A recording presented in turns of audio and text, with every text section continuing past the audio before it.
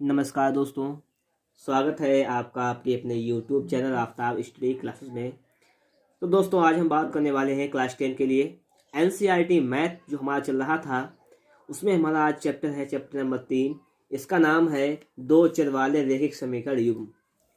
तो वीडियो को स्टार्ट करने से पहले आपसे कुछ बातें करना चाहता हूँ कि अगर आपने अभी तक हमारे चैनल में चैप्टर नंबर 1 चैप्टर नंबर 2 को नहीं देखा है तो आप चैनल की प्लेलिस्ट में जाकर वहाँ से सभी वीडियो देख सकते हैं। और इसके बाद मैंने आपसे कहा था कि मैं आपको अपने इस चैनल पर पूरा मैथ पढ़ा दूंगा, तो उसके हिसाब से मैं चल रहा हूँ। तो आज हमारा चैप्टर नंबर 3 है, यहाँ तक पहुँच गए हैं हम।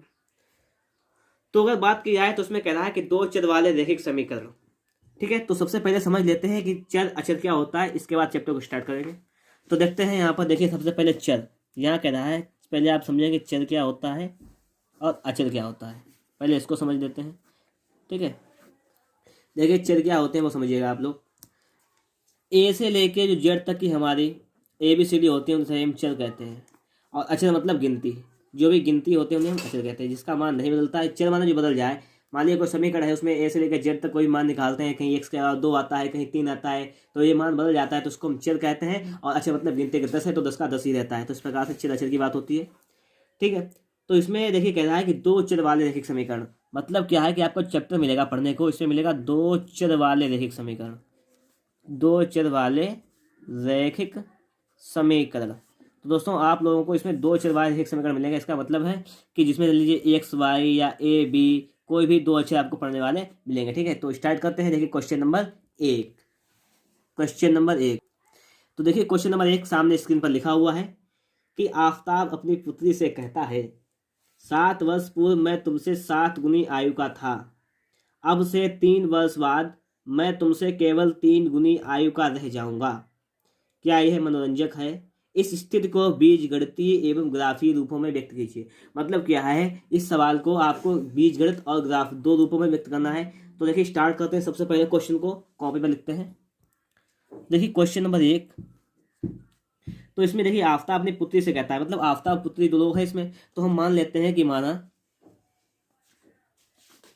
माना आफताब की आयु, मैंने मान ली है कि माना आफताब की आयु बराबर, ये मान ली है x वर्ष, मैंने आफताब की आयु मान ली x वर्ष, और पुत्री की आयु मान ली है, और पुत्री की आयु बराबर मान ली है मैंने y वर्ष। तो इस प्रकार से देखिए आफताब की आयु हो गई x वर्ष, पुत्री की आयु y वर्ष। अब समीकरण को पढ़ते देखिए कंडीशन क्या निकलती है यहाँ पर कि आफताब अपनी पुत्री से कहता है कि 7 वर्ष पहले मैं तुमसे 7 गुनी आयु का था। तो देखिए निकालते हैं। यहाँ पर प्रथम शर्त हमारी बन रही है, यहाँ पर प्रथम शर्त क्या बन रही है हमारी कि 7 वर्ष पहले की बात कर रहा है। तो हम लिखेंगे कि 7 वर्ष पहले, 7 वर्ष पहले, 7 वर्ष पहले आफताब की आयु, 7 वर्ष पहले आफताब की आयु कितनी हो जाएगी हमारी? देखिए दोस्तों यहाँ पर ये हो जाएगी 7 वर्ष पहले, अभी कितनी थी, अभी है x वर्ष वर्तमान में, तो 7 वर्ष पहले कितनी हो जाएगी x माइनस 7 वर्ष, यही तो हो जाएगी हमारी। और 7 वर्ष पहले, 7 वर्ष पहले पुत्री की आयु दोस्तों कितनी हो जाएगी? पुत्री की आयु हो जाएगी बराबर y माइनस 7 वर्ष, यही तो हो जाएगी कि 7 वर्ष पहले आफताब की आयु हो जाएगी x माइनस 7 वर्ष और पुत्री की 7 वर्ष, मतलब y माइनस 7 वर्ष हो जाएगी।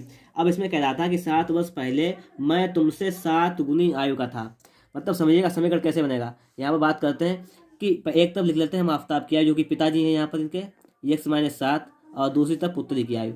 अब ये कह रहा है आफताब यहाँ पे कह रहे हैं इसमें कि 7 वर्ष पहले मैं तुमसे 7 गुनी आयु का था। मतलब क्या है यहाँ पर कि ये पिताजी इस लड़की के जो हैं वो 7 गुनी बड़े आयु के थे। अगर हम लड़की की आयु में 7 से गुणा कर दें तो ये बराबर हो जाएगी। मतलब लड़की छोटी उम्र की है, तो ठीक है। तो यहाँ पे क्या किया मैंने, बाय में 7, इधर सवाल में लड़की की आयु में 7 से गुणा कर दिया है, तो ये आफताब की आयु पुत्री की आयु दोनों की आयु कैसी होगी? बराबर हो गई। इसको देखिए सॉल्व कर लेते हैं आगे। तो हो जाएगा x माइनस 7 बराबर 7y माइनस का 49, इधर लेकर आइए 7y 49 को, तो x ये 7y इधर आएगा माइनस का 7y, और माइनस का 7 ऑलरेडी लिखा हुआ है, और माइनस का आएगा 49, तो इधर हो जाएगा प्लस का 49 बराबर 0। तो इस प्रकार से यहाँ पर समीकरण हमारा हो गया है कि x माइनस 7y, ठीक है, और प्लस का ये बचा हमारा है 42 बराबर 0। तो दोस्तों इस प्रकार से हमारा एक समीकरण ये आ गया है। ठीक है, एक समीकरण ये आ गया है। अब देखिए इसमें कह रहा है आगे कि अब से 3 वर्ष बाद मैं तुमसे केवल 3 गुनी आयु का रह जाऊंगा। ये सवाल कह रहा है। अब लिखेंगे द्वितीय शर्त कि इसमें द्वितीय शर्त क्या रखिए, द्वितीय शर्त में क्या कह रहा है इसमें कि अब से 3 वर्ष बाद मैं केवल तुमसे 3 गुनी आयु का रह जाऊंगा। अब लिखेंगे कि 3 वर्ष बाद आफताब की आयु। ठीक है दोस्तों, 3 वर्ष बाद आफताब की आयु निकाल लीजिएगा, कितनी आ जाएगी। आज आफताब की आयु कितनी है, x वर्ष है। 3 वर्ष बाद कितनी हो जाएगी, x प्लस 3 वर्ष, ये आफताब की आयु हो जाएगी। ठीक है, पुत्री की आयु कितनी हो जाएगी 3 वर्ष बाद, 3 वर्ष बाद पुत्री की आयु कितनी हो जाएगी, बराबर y प्लस 3 वर्ष, इतनी रह जाएगी। अब क्या कहता है इसमें देखिए, लिख लीजिएगा कि आफताब की आयु एक तरफ लिख लेते हैं, ये आफताब जी यहाँ पे बड़े हैं और पुत्री इसकी छोटी है, यहाँ पर पुत्री तो छोटी होगी ये। अब देखिए इनको बराबर करना है, तो क्या कह रहा है कि अब से 3 वर्ष बाद मैं तुमसे केवल 3 गुनी आयु का रह जाऊंगा। मतलब ये सिर्फ 3 गुनी आयु का रह जाएंगे इनके पिताजी। तो बराबर अगर हम इसमें करें तो अगर लड़की की आयु में 3 से गुणा कर दें तो ये बराबर हो जाएगी एज। अब देखिए इसको हल कर लेते हैं आगे। तो देखिए हो जाएगा यहाँ पर x प्लस 3 बराबर 3y प्लस 9। इसको तो लेकर आइएगा, तो x प्लस 3 माइनस का 3y माइनस का 9 बराबर ये आ गया 0 हमारा। ठीक है, तो इस प्रकार से इसको आगे सॉल्व करेंगे तो हो जाएगा हमारा x माइनस 3y माइनस का 6 बराबर 0। तो हमारा एक समीकरण ये बन गया है। तो दोस्तों हमारे 2 समीकरण रेडी हो गए हैं, एक समीकरण ये, एक समीकरण ये।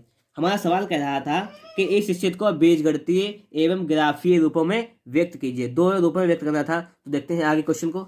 तो देखिए तो देखिएगा दोस्तों, यहाँ पर कह रहा था कि बीजगणितीय और ग्राफीय रूप। तो देखिए सबसे पहले हम लिखते हैं बीजगणितीय रूप, लिख लेते हैं। तो देखिए बीजगणितीय रूप आपको यहाँ पे लिख के दिखा दिया कि बीजगणितीय रूप में समीकरण जो है बीजगणितीय रूप, तो ये बीजगणितीय रूप लिखना है हमें। तो देखिए बीजगणितीय रूप कौन कौन से हो जाएंगे। एक हमारा समीकरण है कि x माइनस 7y प्लस 42 बराबर 0, तो एक ये, और दूसरा है हमारा x माइनस 3y माइनस 6 बराबर 0। दोस्तों ये हमारा बीजगणितीय रूप हो गया है। और आगे देखते हैं हमें निकालना है ग्राफीय रूप। देखिए ग्राफीय रूप को हम कैसे सॉल्व करते हैं, उसके लिए हमें क्या करना है, उसके लिए देखिए हमें ग्राफ बनाना पड़ता है। वो कैसे बनाते हैं समझते हैं बात को। तो देखिएगा उसको हम ग्राफीय रूप से कैसे हल करेंगे। पहले हम लिख लेते हैं समीकरणों को। समीकरण देखिए हमारा एक कौन सा था, ये था x माइनस 7y प्लस 42 बराबर 0, ये हमारा था समीकरण 1। और हमारा दूसरा समीकरण था x माइनस 3y और माइनस का 6 बराबर 0। तो दोस्तों ये हमारा समीकरण दूसरा था। ठीक है, ये तो था हमारा समीकरण दूसरा। तो देखिए हमारे 2 समीकरण हो गए, उसको ग्राफीय विधि से हमें हल करना है। तो देखिएगा हमें 2 समीकरण दिए गए यहाँ पर, x माइनस 7y प्लस 42 बराबर 0 और x माइनस 3y माइनस 6 बराबर 0। बीजगणित रूप तो ये हो गया था। अब ग्राफीय रूप कैसे हल करेंगे वो देखते हैं। तो सबसे पहले लिखेंगे समीकरण 1 से, समझिएगा बहुत अच्छी तरीके से समझा रहा हूँ मैं आपको। समीकरण 1 से समीकरण को उठाया मैंने यहाँ से। तो देखिए x माइनस 7y बराबर 42 है यहाँ पर हमारा, प्लस 42 बराबर 0 है हमारा। अब देखिए यहाँ से अगर हम x का वैल्यू निकालें तो x बराबर क्या हो जाएगा हमारा, x बराबर हो जाएगा कि 7y माइनस का 42। ये यहाँ से हमें x का वैल्यू मिल गया है। ठीक है, ये x का वैल्यू हो गया। अगर हम समीकरण 2 से बात करें, कि समीकरण 2 से बात कीजिएगा थोड़ी सी, तो यहाँ पर देखिए x माइनस 3y माइनस का 6 बराबर 0 लिखा हुआ है। अगर यहाँ से हम x का वैल्यू निकालें तो कितना आ जाएगा हमारा, 3y प्लस का 6। अब देखिए ग्राफीय रूप के लिए सबसे पहले हमें क्या करना पड़ेगा, उस बात को ध्यान रखते हैं। इसमें देखिए बीच में लाइन कर लेते हैं ताकि इसे मिलना जाए आपस में। तो देखिए इसको अलग लिखते हैं, इसको अलग लिखते हैं थोड़ा सा हम। अगर हम यहाँ पर एक थोड़ा सा ग्राफ बना दें, ये लाइन खींच के एक कोष्टक सा बनाएंगे यहाँ पर, और एक इधर, ये किस लिए बनाएंगे वो समझिएगा आप लोग, क्योंकि हमें यहाँ पे मान रखने हैं। यहाँ पर अपनी यहाँ पर अपनी इच्छा के अनुसार मान रखे जाते हैं। ठीक है, तो इस प्रकार से हमें यहाँ पे क्या करना है, देखिएगा ये हमारा, इसको देखिए कम से कम हमें यहाँ पे 3-4 मान निकला है तो बेहतर रहता है हमारे लिए यहाँ पर। तो हमें सिर्फ 3-4 मान निकालने होते हैं। इसमें कैसे निकालते हैं वो समझिएगा आप लोग। देखिएगा मैंने यहाँ पर लिख दिया है x नीचे लिख दिया y, यहाँ पर देखिएगा मैंने x y लिख दिया है, क्योंकि देखिएगा x के पर क्या है यहाँ पर 7y माइनस 42। तो यहाँ पर देखिए हमें x का वैल्यू जो है अपने हिसाब से रखना पड़ेगा। अगर मान लेते हैं x, अगर हम x का वैल्यू y का वैल्यू यहाँ पर रखें तो x का वैल्यू यहाँ पर आ जाएगा इस समीकरण से। अगर हमने माना कि y बराबर, हम यहाँ पर y का वैल्यू अगर मान लीजिए यहाँ पर रख दें, मान लीजिए अगर हमने y का वैल्यू यहाँ पर 6 रख दिया है, y का वैल्यू 6 रख दिया है यहाँ पर समीकरण में, तो 6 रखेंगे तो कितना हो जाएगा, 7×6 42। x का वैल्यू क्या जाएगा 42 माइनस 42 मतलब 0 आ जाएगा x का वैल्यू। अगर y का वैल्यू हम 7 रख दें यहाँ पर, तो कितना आ जाएगा 7 7 49, 49 से 42 जाएगा, कितना बचेगा यहाँ पर 49 से जब आपका 42 जाएगा तो 7 बचेगा यहाँ पर, तो 7 आ जाएगा। ठीक है, अगर मान लेते हैं थोड़ी देर के लिए बाय का वैल्यू अगर हम रखते हैं यहाँ पर 8, तो 8 सतह 56, 56 से जब यहाँ पर 56 से जब 42 जाएगा हमारा 42, तो कितना बचेगा 14 बचेगा। यहाँ पर हमने क्या रख दिया 8 रख दिया। तो इस प्रकार से वैल्यू रख सकते हैं। तो कम से कम न्यूनतम हमें 3 मान मिल जाने चाहिए, 3 मान मिल चुके हैं। ठीक है, अब देखिए इस समीकरण में आइएगा, अगर यहाँ पर अगर हम बाय का वैल्यू अगर हम यहाँ पर 0 रख दें तो एक्स का वैल्यू क्या मिल जाएगा हमें, तो इसका 0 में गुणा करें 0 हो जाएगा, एक्स का वैल्यू क्या हो जाएगा 6 हो जाएगा यहाँ पर, ये तो जाएगा। अगर यहाँ पर वाई का वैल्यू हम रख दें 1, तो एक्स का वैल्यू कितना हो जाएगा हमारा, वाई का वैल्यू 1 रखेंगे तो 3 3 और 6 9 हो जाएगा हमारा, समझिएगा बात। अगर यहाँ पर हम एक्स वाई का वैल्यू अगर हम रख दें समीकरण में 2 रख दें तो कितना हो जाएगा, तो अगर वाई का वैल्यू हम समीकरण में रख दें, चलिए माइनस में रख लेते हैं, अगर माइनस का अगर हमने 1 रख लिया वैल्यू यहाँ पर तो माइनस का 3 प्लस का 6 मतलब 3 आ जाएगा। तो इस प्रकार से देखिए क्या हमने मान निकाल ली है यहाँ पर। तो देखिए अगर इस समीकरण को ऐसा लिखना चाहें इस टाइप से इसको लिख सकते हैं हम, देखिए इस टाइप से भी इसको लिख सकते हैं, थोड़ा आगे बढ़ाकर इसको हम लिख सकते हैं यहाँ पर कि एक्स वाई ये निर्देशांक ये आ गया है हमारा 0,6, ये हमारा आ गया है 7,7 और ये हमारा आ गया है 14,8। ठीक है, इस प्रकार से आ गए हैं, ये हमारे आ गए हैं एक्स वाई का वैल्यू ये हमारा आ गया है 6,0। ठीक है, इसका 0, इसका 9,1 आ गया है और इसका हमारा आ गया है 3,-1। तो इस प्रकार से हमारे ये वैल्यू आ गए हैं। तो देखिए ग्राफ कैसे बनाते हैं, तो देखिएगा दोस्तों ये हमारे बिंदु जो आ गए हैं, अब इनसे ग्राफ बनाना है हमें। तो ग्राफ बनाने के लिए देखिए पट्टी उठाइएगा और पट्टी से देखिए लाइन करते हैं। अब यहाँ पर ग्राफ बनाना ना हमें, तो सबसे पहले चलिए स्टार्ट करते हैं यहाँ से। तो मैंने एक ये लाइन की यहाँ से, ये हमारा बन गया बाई एच, और एक ये देखिएगा समझिएगा एक यहाँ से लाइन की है, क्योंकि हमें इसमें समीकरण को ग्राफिक रूप में व्यक्त करना है। तुमने एक ये लाइन की ली यहाँ पे, तो हमारी 2 लाइनें यहाँ से हो गई हैं। अब देखिए इसको सॉल्व कैसे करेंगे वो समझिएगा आप लोग, कि देखिए ये हमारा जो होता है वो होता है हमारा ये हमारा एक्स अक्ष है और ये हमारा वाई अक्ष है। ठीक है, आप लोग इतनी बात तो जानते हैं, यहाँ पर ये एक्स अक्ष है वाई अक्ष है। देखिए अगर बात करें यहाँ पर ये तो मिडिल पॉइंट 0 होता है, इसके बाद में स्टार्ट होता है 1 2 3 4 5 6 स्टार्ट होता है ना हमारा। देखिए चलता है यहाँ तक 6 7 8 9 ये चलता रहता है, यहाँ तक ऐसे चलता रहता है। यहाँ से अगर स्टार्ट करें इधर से आए तो इधर से -1 -2 -3 -4, पता है आप लोगों को ये ग्राफ होता है -6 इस प्रकार चलता है। ऊपर जाएंगे तो देखिए 1 2 3 4 ये 5 6 7 इस प्रकार से। ठीक है, और आगे बढ़ा लीजिएगा, नीचे आए तो ये -1 -2 -3 -4 -5 इस प्रकार से जो नीचे की तब भी आ जाते हैं। अब देखिए ग्राफ के हिसाब से खींचना है, तो ग्राफ में व्यक्त करना है। पहला हमारा था एक्स वाई का 0,6, तो देखिए हमें पहले चलना है एक्स पर कितना चलना है 0 और वाई पे कितना चलना है 6। तो यहाँ पर एक्स वाई हमें 0 और 6 चलना है, तो एक्स पर चलना है 0, वाई पे चलना है 6।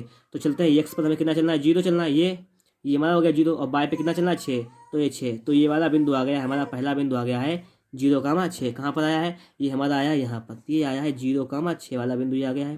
फिर दूसरा बिंदु है 7,7, मतलब क्या है कि एक्स पर भी 7 वाई पर भी 7। एक्स पर हमारा 7 क्या है, ये 7 है यहाँ पर, और वाई पर हमारा 7 कहाँ पर, वाई पर 7 हमारा ये है, यही तो है ना हमारा। तो वाई पर 7, तो इसको मिलाकर एक्स पर 7 वाई पर 7 तो इसको मिला दीजिएगा, ये कहाँ पर पहुँच रहा है, ये तो हमारा यहाँ पर आ गया है। तो ये थोड़ा सा इसके ऊपर जाएगा, इस प्रकार से ये जाएगा हमारा। तो देखिएगा क्या क्या है यहाँ पर हमने, कि देखिए ये तो हमारा था 0,6, तो हमने 0 एक्स पर चला वाई पर 6 चला, तो ये बिंदु हमारा आ गया। पिता 7,7, तो देखिए यहाँ पर एक्स पर 7 वाई पर भी 7, हमारे देखिए यहाँ पे जगह नहीं है, लेकिन फिर भी आप थोड़ा अच्छा सा बनाइएगा। तो ये देखिए आपको ये जो ब्लू लाइन है वो तो दिखाई दे रही होगी, यहाँ पर 7 यहाँ पर गया है। इसके बाद क्या है 14,8, जगह यहाँ पे कम थी तो मैंने इसको बढ़ाया आगे 14 तक, इसको 8 पर बढ़ाया, तो ये बिंदु तीनों आ गए हमारे। अब जब तीनों बिंदु आ गए तो इनसे होती हुई एक रेखा खींच दीजिएगा, तीनों बिंदु से होकर जाए। देखिए तो रेखा जब खींचेंगे तो ये तीनों बिंदु से होकर जाए, इस प्रकार से एक रेखा खींच दीजिएगा दोस्तों। देखिएगा एक ये रेखा खींचिए, देखिए ये जो तीनों बिंदुओं से होकर जा रही है, रेखा जो खींचिए तीनों बिंदुओं से होकर जा रही है, तो यही हमारा हो जाएगा, इसका एक जो ग्राफ हो जाएगा, इसका नाम हो जाएगा हमारा। रेखा कौन सी थी हमारी, देखी गई थी एक्स बराबर, या लिख लीजिएगा कि एक्स -7y प्लस का 42, तो ये हो जाएगी हमारी एक्स -7y प्लस का 42 बराबर 0। तो दोस्तों ये हमारी इस प्रकार से रेखा हो जाएगी। ठीक है, तो ये तो हमारी रेखा खिंच गई है। जिस प्रकार से हम मान रखेंगे तो उस प्रकार से हमारा ग्राफ खींचेगा, ग्राफ रूप में व्यक्त करना था तो इतना कर लिया हमने। अब हमारी दूसरा रेखा हो देख रह गई है, एक है हमारा देखिए ये बिंदु है 6,0, तो इस पर 6 चलना है, इस पर 0 चलना है, इसका मतलब कि 6,0 यहाँ पर हो जाएगा हमारा।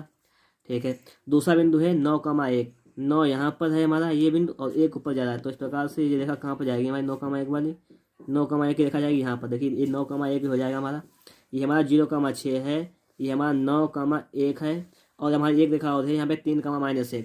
तो देखिएगा 3 यहाँ पर और बाय में -1, बाय में -1 यहाँ पर, मतलब मिला जुलाकर ये कहाँ पर बिंदु पहुँचेगा, ये बिंदु हमारा इस प्रकार से यहाँ पर आ जाएगा। तो इस प्रकार से देखिए मेरा 3,-1 के बिंदु आ गया है। अब इससे होकर ग्राफ खींच दीजिएगा। तो तीनों रेखाओं से जो होकर जाए तो इस प्रकार की एक रेखा खींच देंगे।